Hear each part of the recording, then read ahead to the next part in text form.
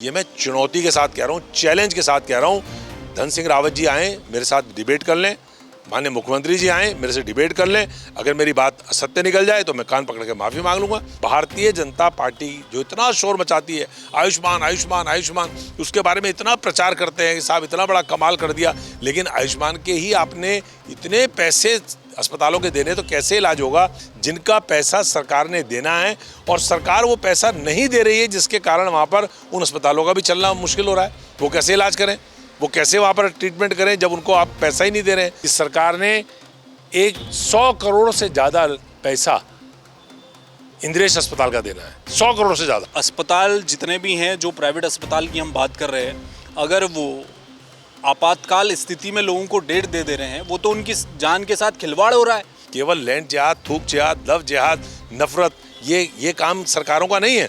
सरकार का काम तो स्वास्थ्य था, सरकार का काम शिक्षा था, स्वास्थ्य सरकार का काम नौकरी था, रोजगार था। उन कामों को छोड़ करके सरकार और कामों में लगी हुई है।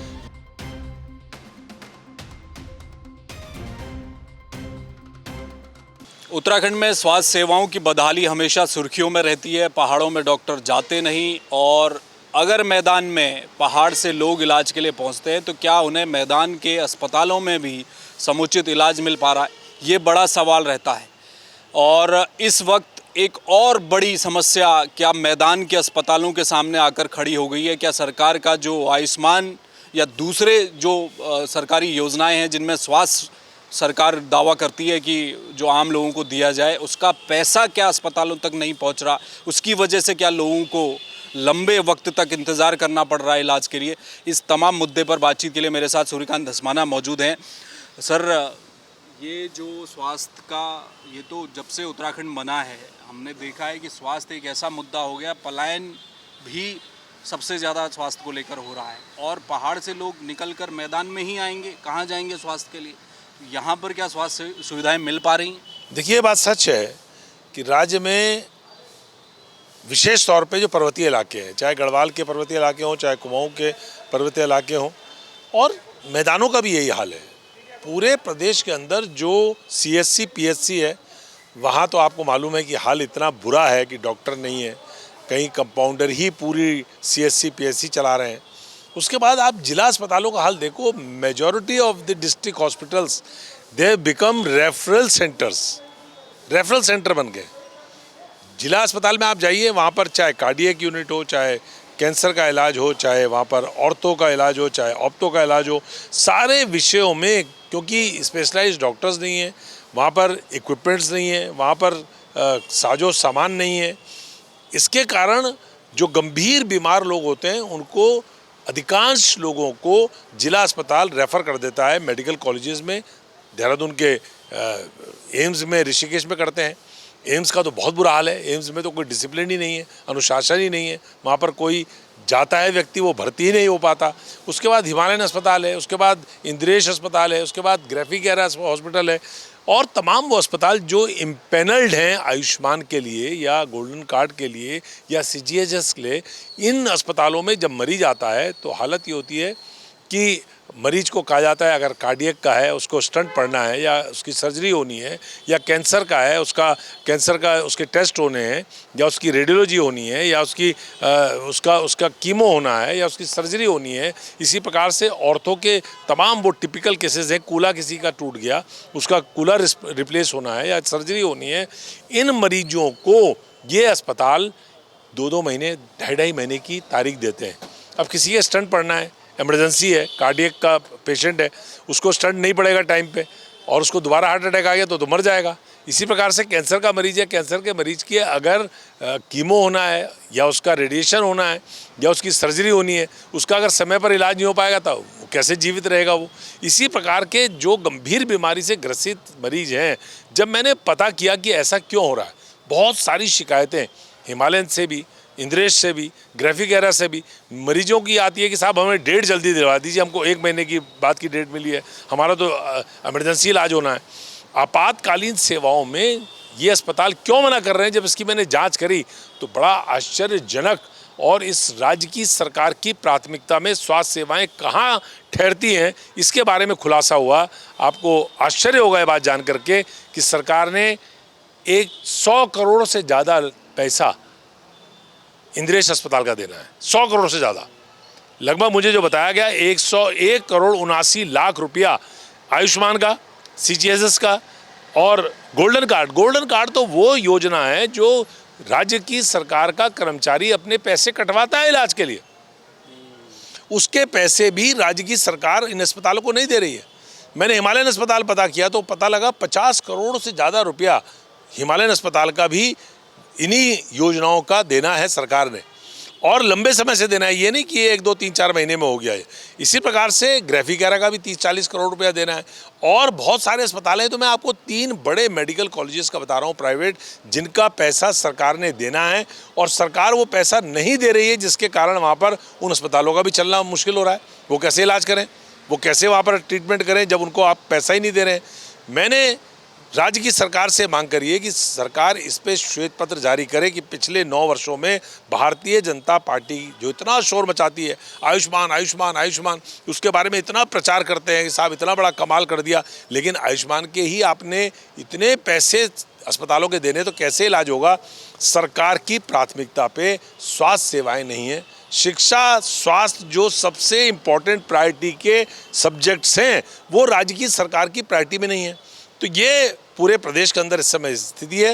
राज्य की सरकार को वाइट पेपर के साथ आना चाहिए और ये बताना चाहिए कि पिछले 9 वर्षों में चाहे आयुष्मान हो, चाहे गोल्डन कार्ड हो, चाहे CGHS हो, चाहे और तमाम जो विशिष्ट सेवाएं जो जिनसे मरीज कवर्ड हैं, उनका कितना पैसा राज्य की सरकार ने अस्पतालों का देना है। और इसमें हम मांग करते हैं कि तत्काल सरकार भुगतान करे इन अस्पतालों का, जिससे कि जो मरीज पहाड़ से दूर मोरी से आता है, पिथौरागढ़ से आता है, धारचूला से आता है, बूढ़ा केदार से आता है, मुंशियारी से आता है, हरिद्वार के तमाम ग्रामीण इलाकों से आता है, उधम सिंह नगर के ग्रामीण इलाकों से आता है, और उसको इलाज समय पर नहीं मिल पाता, तड़प तड़प के आदमी मर जाता है। सरकार को इस पर ध्यान देना चाहिए और कांग्रेस पार्टी इसको बहुत गंभीरता से ले रही है। हमें आवश्यकता पड़ेगी तो हम इस मामले में सड़क पर उतरने का काम करें। सर, ये तो बड़ी भयावह स्थिति है जो आप बता रहे हैं। अगर ये सच है, अस्पताल जितने भी हैं, जो प्राइवेट अस्पताल की हम बात कर रहे हैं, अगर वो आपातकाल स्थिति में लोगों को डेट दे रहे हैं, वो तो उनकी जान के साथ खिलवाड़ हो रहा है। और वो क्यों नहीं विरोध कर रहे? वो आकर बताएं कि सरकार क्यों नहीं पैसा दे रही है। ऐसे तो लोग मर जाएंगे अस्पताल जाने से पहले। निश्चित तौर पे लोग मर जाएंगे, लोग तड़प रहे हैं, लोग परेशान हो रहे हैं, लोग किसी का कोई सुनने वाला नहीं है। मेरे पे तो मैं आपको बता रहा हूँ, एक दिन में कम से कम 20 से 30 फ़ोन हिमालयन से, इंद्रेश से, ग्रेफिकेरा से मरीजों के आते हैं। हम लोग सिफारिश करते हैं तो ऐसा नहीं है अस्पताल कंसिडर करता है, लेकिन अस्पताल के प्रबंधन का ये कहना है कि साहब अगर 100-100 करोड़ रुपए हमारा देना और सरकार नहीं देगी तो हम कैसे अस्पताल को चलाएंगे। अस्पताल तो कोलैप्स कर जाएगा, तो वाइट एलिफेंट हो गया। तो ये राज्य, आप ये समझिए कि कौन परेशान कर रहा है, जनता परेशान किसकी वजह से हो रही है। अस्पताल के पास कोई चारा नहीं है। अस्पताल एक निश्चित सीमा तक इलाज कर सकता है। वो कह रहे हैं साहब हम एक कोटा हमने बना लिया है कि हम इतने मरीज आयुष्मान के लेंगे, इतने मरीज हम गोल्डन कार्ड के लेंगे, इतने CGHS के लेंगे, उससे ज़्यादा हम नहीं ले सकते क्योंकि हमारे पास तो सुविधाएं नहीं है, डॉक्टरों को तनख्वाह देने के लिए पैसा नहीं है। ये राज्य की सरकार, और मैं आपको भयावह स्थिति के बारे में जो बात कह रहा हूँ, ये मैं चुनौती के साथ कह रहा हूँ, चैलेंज के साथ कह रहा हूँ।